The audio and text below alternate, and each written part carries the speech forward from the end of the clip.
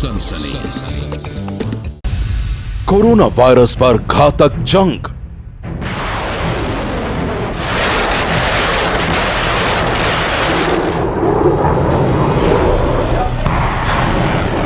Corona से होगा तीसरा विश्व युद्ध।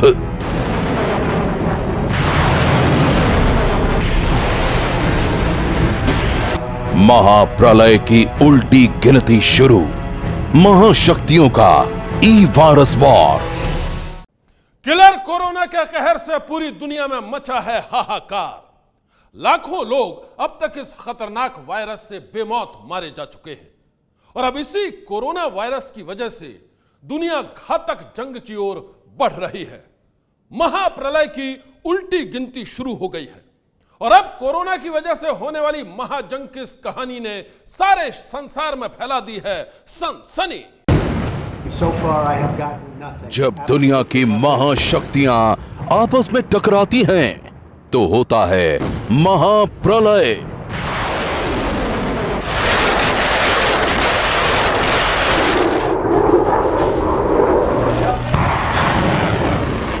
जीते जागते लाखों इंसान एक पल में ही मौत के मुंह में समा जाते हैं।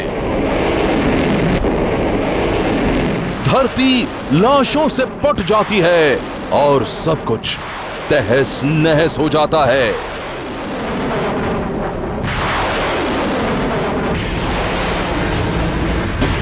अब तक 2 बार दुनिया की महाशक्तियां आपस में टकरा चुकी हैं। अब तक 2 बार इंसानों ने झेला है महाशक्तियों के टकराव का कहर।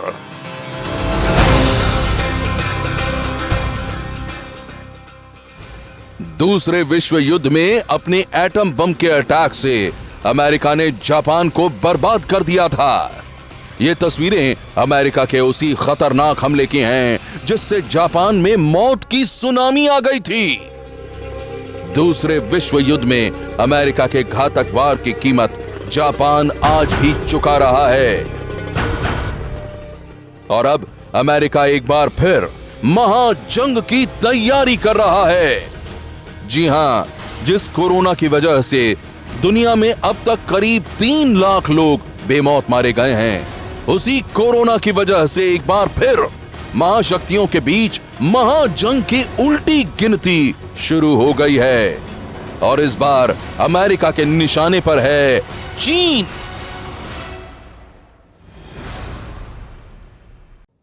चीन, जहां से निकले कोरोना के खूनी वायरस ने पूरी दुनिया को थर्रा कर रख दिया है।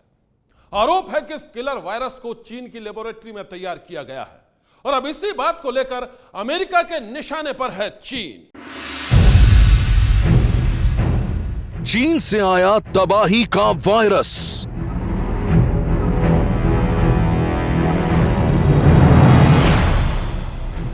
चीन ने दुनिया को दिया किलर कोरोना का आतंक।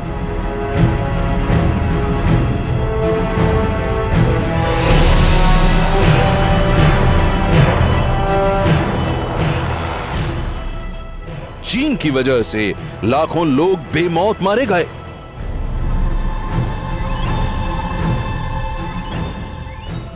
चीन से निकले कोरोना के अटैक ने रोक दी दुनिया की रफ्तार।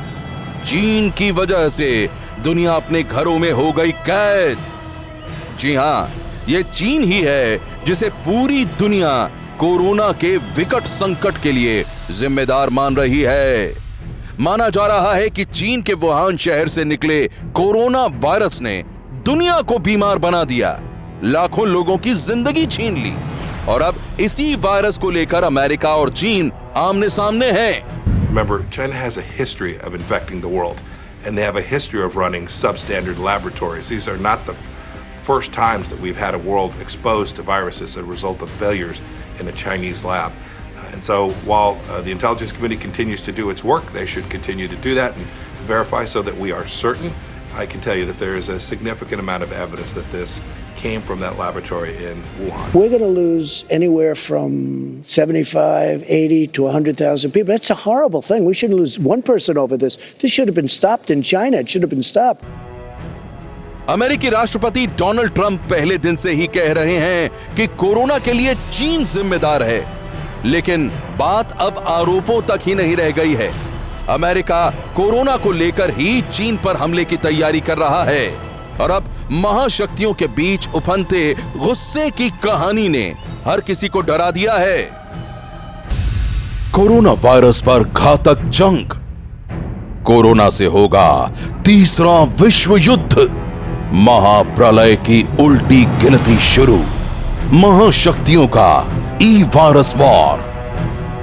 कोरोना वायरस को लेकर अमेरिका चीन पर हमले करने वाला है। मतलब कि दुनिया की दो महाशक्तियां आपस में टकराने वाली हैं।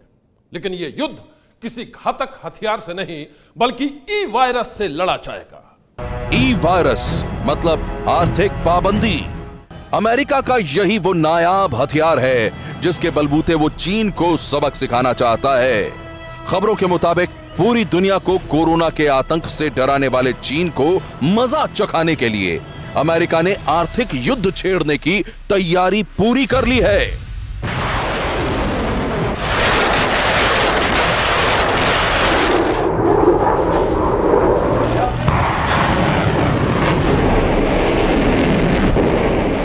अमेरिका चीन संबंधों के विशेषज्ञ मानते हैं कि अमेरिका में राष्ट्रपति ट्रंप, विदेश मंत्री माइक पोम्पियो और अमेरिका के राष्ट्रीय सुरक्षा सलाहकार रॉबर्ट ओब्रायन ने चीन के खिलाफ आर्थिक चक्रव्यूह तैयार किया है।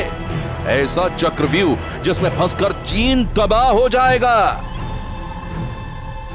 जी हां, कोरोना संकट के लिए जिम्मेदार बताते हुए अमेरिकी संसद में ट्रंप समर्थक 9 सांसदों ने बिल पेश किया है और चीन पर प्रतिबंध लगाने की मांग की है। ट्रंप समर्थक सांसद लिंडसे ग्राहम के नेतृत्व में सांसदों ने बिल रखा है। बिल में कहा गया है कि चीन अगर कोरोना फैलाने की जानकारी नहीं देता है और इस पर काबू करने में सहयोग नहीं करता है तो अमेरिका के राष्ट्रपति को चीन पर प्रतिबंध लगाने की इजाजत मिले। अमेरिकी सांसदों के मुताबिक बिल लाने की नौबत इसलिए आई क्योंकि चीन जांच की बात नहीं मान रहा है। यहां जानने वाली बात यह है कि शुरुआत में जब कोरोना का केस सामने आया तो जिक्र सबसे पहले वुहान शहर का हुआ था और अब कोरोना को लेकर यह घातक खुलासा हुआ है कि इसका किलर वायरस शायद कभी खत्म नहीं होने वाला है। This virus may never go away. HIV has not gone away. I'm not comparing the two diseases, but I think it is important that we're realistic. And I don't think anyone can predict when or if this disease will disappear. आरोप है कि Wuhan के ही lab से corona virus का जन्म हुआ है और इसलिए अमेरिका सहित दुनिया के कई देश चीन जाकर जांच करना चाहते हैं। जांच इसलिए भी जरूरी है क्योंकि कोरोना की दवा बनाने के लिए वायरस की उत्पत्ति के कारकों को जानना जरूरी है। लेकिन चीन लगातार अमेरिका के आरोपों को खारिज करते हुए जांच की बात ही नहीं मान रहा है। चीन पर आर्थिक प्रतिबंध लगाने की मांग करने वाले अमेरिकी सांसदों का कहना है कि प्रतिबंध लगता है तो फिर अमेरिका के राष्ट्रपति 60 दिन में यह साबित करेंगे कि चीन ने पूरी जानकारी अमेरिका और उसके सहयोगी WHO को नहीं दी, मांस बेचने वाले सभी बाजारों को बंद नहीं किया। माना जा रहा है कि कोरोना वायरस के फैलने में मांस मार्केट का अहम रोल है। अमेरिका का मानना है कि चीन के मांस मार्केट से 20 साल में 5 वायरस निकल चुके हैं। यह बात अमेरिका के राष्ट्रीय सुरक्षा सलाहकार रॉबर्ट ओब्रायन भी कह चुके हैं और अब अमेरिका अपनी शक्तियों का इस्तेमाल करके चीन के अंदर चलने वाले इन मांस के मार्केटों पर प्रतिबंध लगा सकता है। इंटरनेशनल मीडिया की रिपोर्ट है कि बिल के पास होने से अमेरिकी प्रशासन अपने यहां चीन की संपत्ति जब्त कर सकता है। चीन पर यात्रा प्रतिबंध लगेगा। चीनी नागरिकों का वीजा रद्द होगा। चीन की कंपनियां अमेरिकी शेयर बाजार से बाहर होंगी। मतलब यह कि अपने आर्थिक युद्ध के जरिए अमेरिका चीन को तबाह करने पर तुला है। हालांकि चीन का कहना है कि कोरोना को लेकर उसने कोई भी जानकारी छुपाई नहीं है। चीन अमेरिका के इस प्रतिबंध वाले कदमों को भी गलत ठहरा रहा है। चीन के खिलाफ अमेरिका में एक कानूनी मोर्चा भी खुल गया है। अमेरिका की संघीय अदालतों में बीते कुछ दिनों के दौरान करीब आधा दर्जन मुकदमे दाखिल हुए हैं, जिनमें कोरोना वायरस के लिए चीन को जिम्मेदार ठहराते हुए हर्जाना वसूल करने की मांग की गई है। चीन के अखबार ग्लोबल टाइम्स ने चीनी सरकार के जानकारों के हवाले से लिखी खबर में कहा है कि ऐसे लोगों के खिलाफ कार्रवाई करने की जरूरत है जो अमेरिका और चीन के कारोबारी रिश्तों में आड़े आ रहे हैं। एक ओर जहां अमेरिका चीन के खिलाफ आर्थिक युद्ध की प्लानिंग कर रहा है, तो वहीं दूसरी ओर चीन भी जवाबी हमले की तैयारी में है। अमेरिका ने आरोप लगाया है कि चीन कोविड-19 से जुड़ी रिसर्च को हैक करने में लगा हुआ है, ताकि कोरोना के किलर वायरस की संरचना में फेरबदल करके वो इजाद की जा रही दवा को बेकार साबित कर सके। अमेरिकी खुफिया एजेंसी FBI के हवाले से यह बात सामने आई है कि वैक्सीन, उपचार और परीक्षण पर रिसर्च कर रहे अमेरिकी समूहों पर हैकिंग के प्रयासों को देखा गया है। फेडरल ब्यूरो ऑफ इन्वेस्टिगेशन और होमलैंड सिक्योरिटी डिपार्टमेंट के डिवीजन ने संयुक्त रूप से बुधवार को यह चेतावनी जारी की है। चेतावनी में कहा है, कोरोना वायरस की वैक्सीन पर रिसर्च कर रहे संस्थानों और कंपनियों को अपना डेटा सुरक्षित बनाए रखने के लिए और ज्यादा सावधानी बरतने की जरूरत है, क्योंकि कोरोना वायरस पर रिसर्च कर रहे संगठन चाइनीज हैकर्स के निशाने पर हैं। चीनी हैकर्स की ये कोशिश कोरोना वायरस के खिलाफ अमेरिका की लड़ाई को कमजोर कर सकती है। ये चेतावनी कोरोना वायरस से जुड़े संस्थानों और अमेरिकी नागरिकों को जागरूक करने के लिए है, ताकि वो डेटा चोरी की इस कोशिश से सावधान रहें। यानी कि एक और जहां अमेरिका चीन के खिलाफ आर्थिक युद्ध की तैयारी कर रहा है, तो जवाब में चीन साइबर युद्ध की ओर बढ़ रहा है। और बड़ी बात यह है कि दुनिया का कोई भी देश इन दोनों के बीच किसी भी तरह के युद्ध से अछूता नहीं रहने वाला है। यानी कि चीन और अमेरिका के बीच अगर ये आर्थिक युद्ध होता है, तो दुनिया के दूसरे देश भी इसमें शामिल हो जाएंगे और इस तरह कोरोना की वजह से शुरू हो जाएगा तीसरा विश्व युद्ध। एक ऐसा युद्ध जो एक दूसरे पर आर्थिक पाबंदियों का होगा। कोरोना वायरस को लेकर उठी अंतर्राष्ट्रीय आलोचना की उंगलियों के खिलाफ चीन अब जवाबी कार्रवाई की भी तैयारी कर रहा है। चीन सरकार अमेरिका के उन सांसदों के खिलाफ कार्रवाई की तैयारी कर रही है जो चीन का मुखर विरोध कर रहे हैं। चीनी अखबार ग्लोबल टाइम्स के मुताबिक अमेरिका के 4 सांसदों के खिलाफ कार्रवाई के लिए चीन सरकार सामान इकट्ठा कर रही है। जानकारों की माने तो कोरोना को लेकर अमेरिका और चीन के बीच रिश्ते बेहद खराब हो गए हैं। अमेरिका के कड़े रुख को देखकर चीन को आर्थिक युद्ध का डर सता रहा है, और यह डर ऐसे ही नहीं है। बता दें कि अमेरिका अपने एक एक नागरिक की जान बचाने के लिए दुनिया में प्रसिद्ध है, लेकिन कोरोना की वजह से वहां मौत का तांता लग गया है। और इसी बात से अमेरिका बेहद गुस्से में है। इस साल होने वाले राष्ट्रपति चुनाव का यह सबसे बड़ा मुद्दा बन चुका है। ऐसे में अब हर किसी के जहन में यही सवाल है कि जनता के गुस्से को कैश करवाने के लिए डोनाल्ड ट्रंप कितना आगे जाएंगे। ट्रंप ने जो है लगातार हमले तेज कर दिए हैं। उन्होंने हट जाने की मांग शुरू कर दी है। उन्होंने अपनी इंटेलिजेंस एजेंसीज के जो इनिशियल असेसमेंट्स हैं उसको रिजेक्ट कर दिया है और सीधा सीधा वो चाइना के ऊपर दोषारोपण करते जा रहे हैं। तो आने वाले समय में प्रेसिडेंट ट्रंप का जो रुख है अपनी आलोचनाओं से बचने के लिए भी और जनता का के अंदर जो एंटी चाइना सेंटिमेंट्स हैं उसको भुनाने के लिए भी लगातार चाइना के ऊपर उनका हमलावर रुख जारी रहेगा। ये और अधिक तेज हो सकता है और ये किसी डायरेक्ट मिलिट्री एक्शन में भी बदल सकता है। इस बात की भी संभावना से इनकार नहीं कर सकते।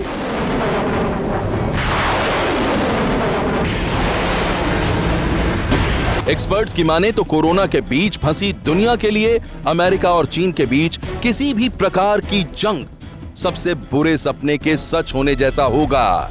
और अब इसी बात की आशंका से दुनिया डरी हुई है। सनसनी के लिए ब्यूरो रिपोर्ट।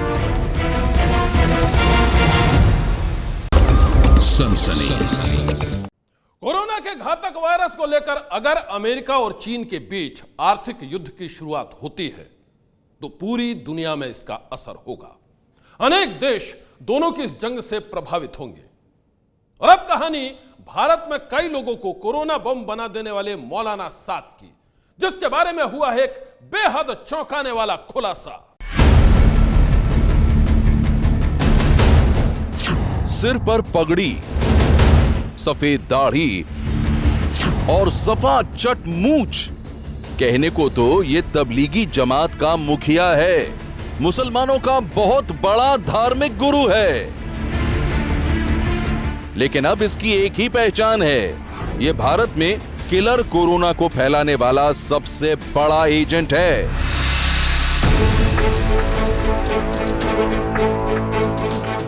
वो सीक्रेट एजेंट जिसने दिल्ली के निजामुद्दीन इलाके में इस किले नुमा इमारत में हजारों लोगों को जमा किया और फिर कई जिंदा लोगों को बना दिया चलता फिरता कोरोना बम।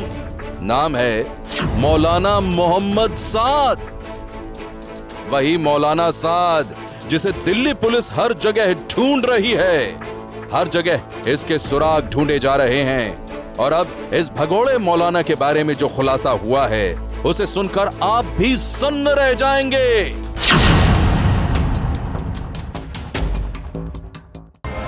जो बात मुशर्रे में तय हो जाए हमें उसका पाबंद होना चाहिए।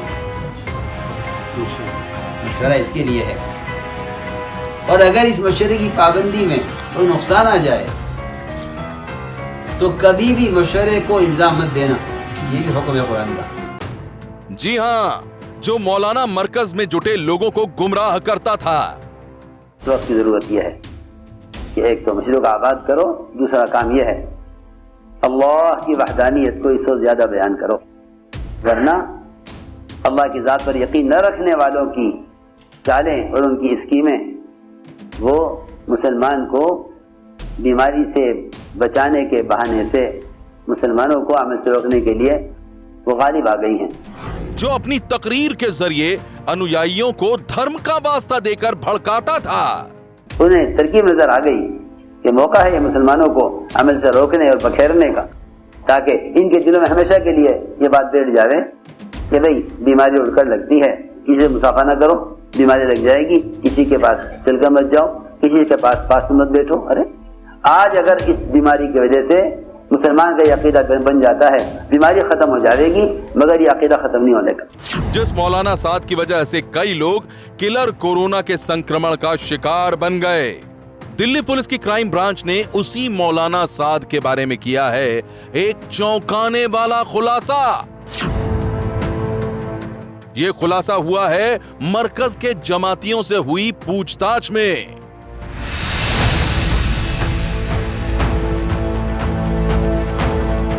मरकज में मौलाना का खतरनाक खेल। क्राइम ब्रांच की पूछताछ में बड़ा खुलासा। जमातियों ने खोला मौलाना का राज। जी हां, तबलीगी जमात के मुखिया मौलाना साद को लेकर चौंकाने वाला खुलासा हुआ है। और यह खुलासा किसी और ने नहीं बल्कि मरकज में आए जमातियों ने ही किया है। पुलिस के मुताबिक पूछताछ के दौरान जमातियों ने मौलाना साद पर गंभीर आरोप लगाए हैं। जमातियों का दावा है कि 20 मार्च को ही वो दिल्ली मरकज से निकलना चाहते थे, लेकिन मौलाना साद ने उन्हें निकलने नहीं दिया और जबरन रोक लिया। क्राइम ब्रांच के सूत्रों का कहना है कि अब तक की जांच में यह बात साफ है कि पुलिस के नोटिस दिए जाने के बाद भी जानबूझकर जमातियों को मरकज में रोका गया और अपनी इसी जांच को पुख्ता करने के लिए क्राइम ब्रांच ने 166 जमातियों के बयान दर्ज किए हैं।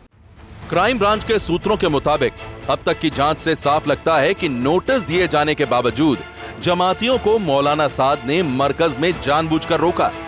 पुलिस अब तक मौलाना साद के बेटों और रिश्तेदारों समेत 166 जमातियों के बयान दर्ज कर चुकी है। जमातियों की पूछताछ से एक बात तो साफ है कि मौलाना साद ने कोरोना की जानकारी होते हुए भी लोगों को मरकज से जाने नहीं दिया।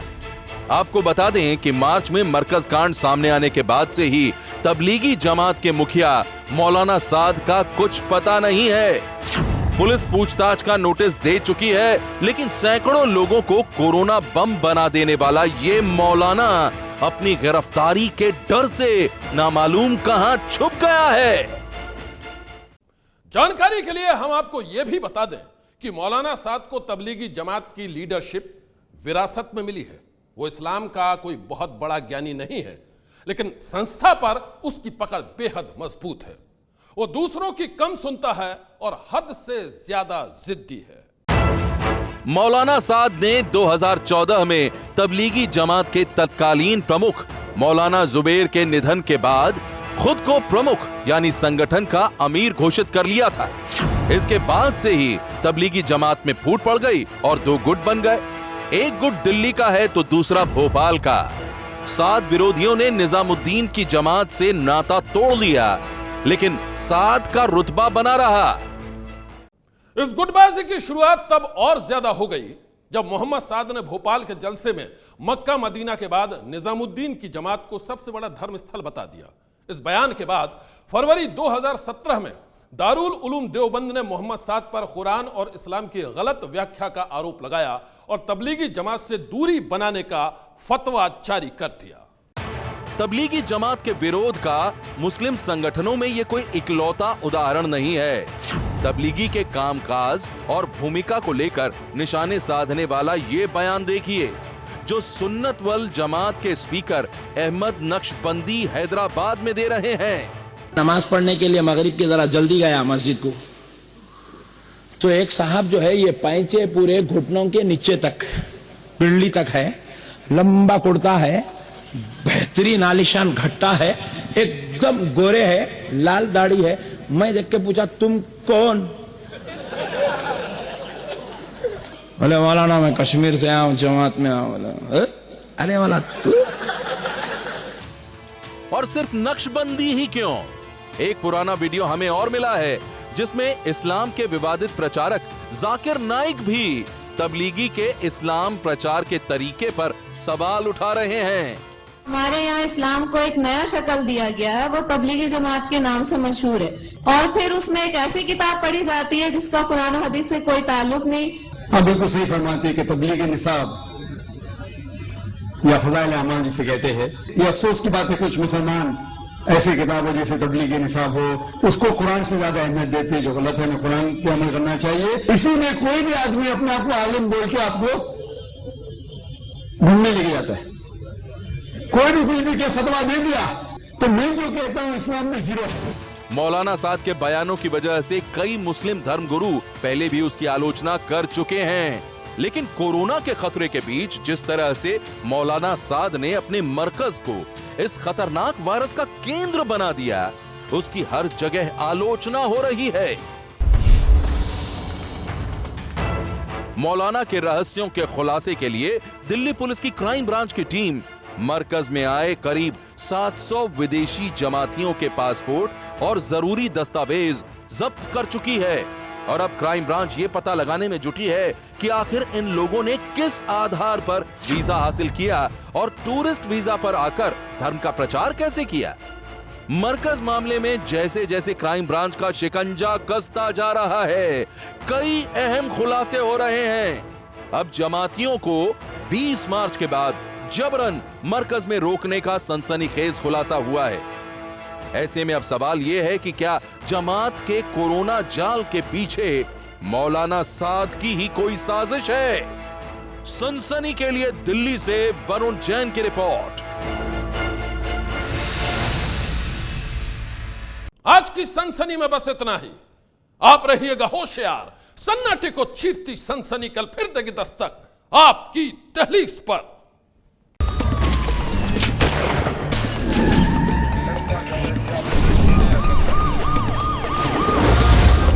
सनसनी